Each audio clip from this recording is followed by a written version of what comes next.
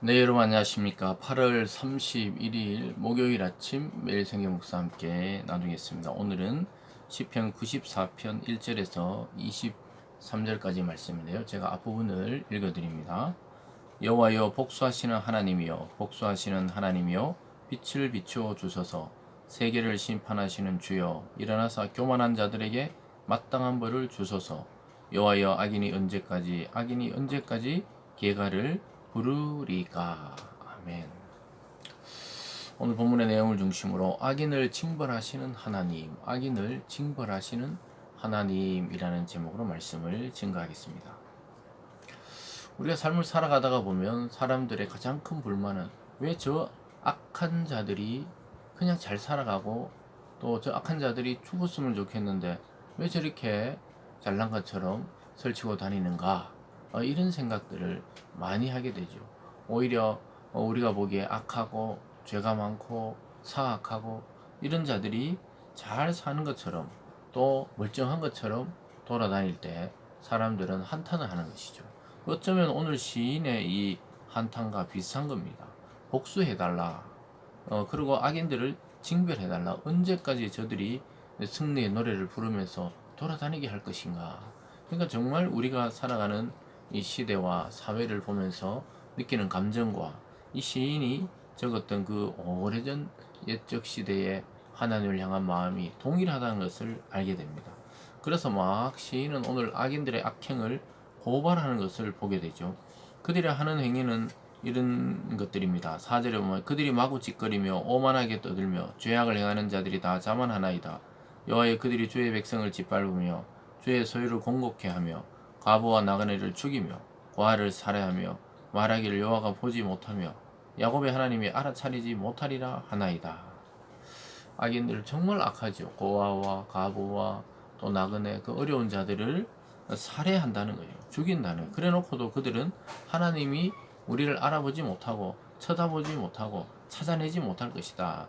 이렇게 하나님에 대해서 오만 방자한 모습을 보이는 것을 보게 됩니다. 그래서 더 나가서 그들은 주님의 백성 즉 믿음의 성도들을 짓밟고 또 주의 소유를 공고하게 한다는 거죠. 그래서 자기들이 세상에 유일한 강력한 그런 통치자인 것처럼 행세한다는 것입니다. 그래서 하나님도 못 알아보고 하나님 믿는 자들도 그렇게 괴롭히는 그런 악인들의 악행에 대해서 시인은 오늘 1절에서 여호와여 복수하시는 하나님이여 복수하시는 하나님이여 빛을 비추소서 세계를 심판하시는 주여 일어나 달라 이렇게 말하고 있습니다. 여러분 우리의 마음을 대변하고 있는 이 시인의 모습을 보게 되죠. 어떨 때는 힘이 없고 연약하고 또 겸손히 살아가는 자들은 늘 짓밟히는 것처럼 느껴져요. 오히려 얍삽 빠르고 또 사리에 밝고 이런 자들은 오히려 저 순진한 자들을 짓밟고 일어서서 늘 승리의 노래를 부르는 것처럼 보이죠. 그래서 복수하시는 하나님, 심판하시는 주님 이런 말을 사용하면서 일어나 달라는 거죠. 이제 행해 달라고 이야기하고 있습니다. 그러면서 어리석은 자들을 계속 일깨우고 있죠. 8절은 백성 중에 어리석은 자들아 너희는 생각하라. 무지한 자들아 너희가 언제나 지혜로울까. 무지하다는 것, 백성이 무지하고 어리석어서 계속 그렇게 살아가고 있다는 것입니다.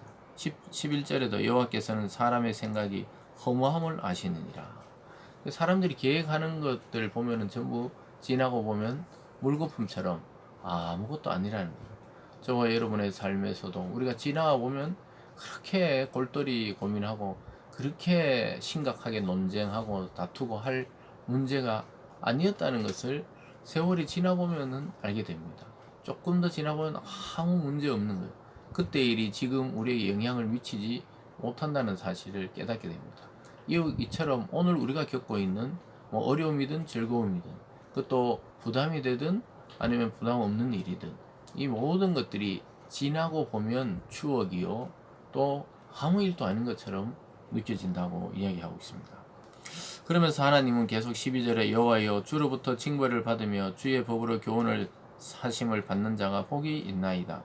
이 사람에게는 환난의 날을 피하게 하시아 악인을 위하여 구덩이를 팔 때까지 평안을 주시리이다. 악인들은 구덩이에 빠지도록 구덩이를 파고 그리고 하나님 의지하는 의인들에게는 환난 날에 피하게 해달라고 기도하고 있습니다.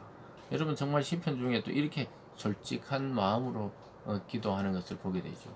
저와 여러분들의 기도가 바로 이러한 정직한 기도가 되어야 됩니다. 15절에 심판이 의로 돌아가리니 마음이 정직한 자가 다 따르리이다. 그러니까 하나님의 심판이 공의롭게 행해지는 것을 보면서 모든 의로운 자는 하나님을 따르게 된다는 것을 이야기하고 있습니다. 그러면서 17절에 여호와께서 내게 도움이 되지 아니하셨다면 내 영혼이 벌써 침묵 속에 잠겼으리로다. 참 신앙적이고 신학적인 통찰이죠. 하나님이 우리에게 도움이 되지 않았다. 이 말은 하나님이 우리를 도우시지 않았다면 우리 영혼은 벌써 침묵 속에 죽음으로 끝났을 것이라고 이야기하고 있습니다. 저와 여러분의 삶에 하나님이 없었다면 빛이 없는 어둠과 같았을 것입니다. 어디로 갈지도 모르고 무슨 일을 해도 답답함만 남는 그런 것이 바로 빛이신 하나님이 우리 속에 계시지 않을 때 일어나는 일이죠. 오늘 시인의 말처럼 내 영혼이 벌써 침묵 속에 잠겨서 물 속에 잠긴 것처럼 죽어가리라고 이야기하고 있습니다. 19절에도 내 속에 근심이 많을 때 주의 위안이 내 영혼을 즐겁게 하시나이다. 우리가 근심으로 밤을 지새고 또 나날이 그 근심이 더해갈 때 어느 날 주님의 평안이 우리 영혼에 임하면서 우리 영혼은 오히려 기쁨으로 변하고 즐거움으로 변한다는 것이죠. 그래서 하나님은 정말 믿는 자들에게 감당할 시험만 주신다는 사실을 나중에 깨닫게 되면서 하나님을 찬양하게 되고 오히려 그 근심했던 문제가 찬양의 노래로 변하게 된다고 말씀하고 있습니다. 20절을 볼까요? 유례를 빙자하고 재난을 꾸미는 악한 재판장이 어찌 주와 어울리리까? 그들이 모여 의인의 영혼을 치려하며 무죄한 자를 정죄하여 피를 흘리려 하나 여호와는 나의 요새시오 나의 하나님은 내가 피할 반석이시라. 끝까지 행악자들은 그 의인들을 치려고 한다는 거예요. 영혼을 치려고 하고 무죄한 자를 정죄의 피를 흘려가지고 모함해서 그 사람을 끌어내리려고 하고 이런 악한 행동들을 끝까지 행하려 하지만 결국 하나님을 의지하는 자는 하나님이 우리의 요새가 되고 우리가 어려움을 당하고 폭풍우가 몰아칠 때 피할 반석이 되시는 것이죠. 그래서 하나님은 우리의 피할 반석이 되시기도 하고 또 우리를 구원할 요새이기도 합니다. 아무도 찾지 못하는 그 비밀스러운 장소에 숨어 있듯이 하나님의 품속에 숨어 있는 우리를 해할 자가 없다는 것입니다.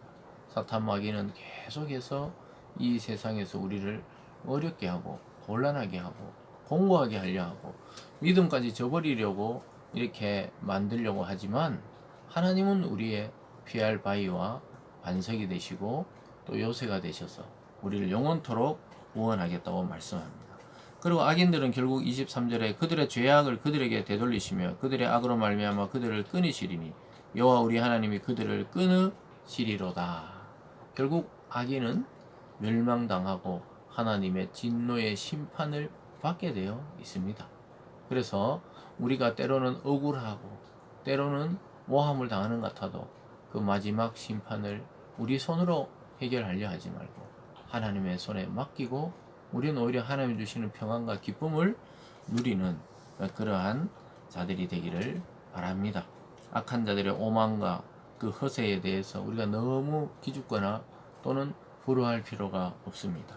오히려 온전히 주님을 신뢰하며 주님께로 피하는 우리들이 되기를 바랍니다. 기도하겠습니다. 사랑의 하나님 아버지, 8월 마지막 날까지 우리의 생명과 신앙을 지켜주셔서 감사드립니다. 악이 넘실대고 교만한 자가 잘나가는 같은 이러한 시대에도 하나님 오늘 분명히 말씀하십니다. 악인은 징벌하시고 의인은 하나님께 피해야 할 자는 요새와 반석이 되셔서 반드시 구원하시고 우리 영혼의 기쁨을 주시겠다고 약속하고 있습니다. 오늘 하루 그러한 날이 되게 하시고 우리 일생 전체가 그러하게 하여 주시옵소서. 감사드리며 예수님 이름으로 기도드리옵나이다. 아멘.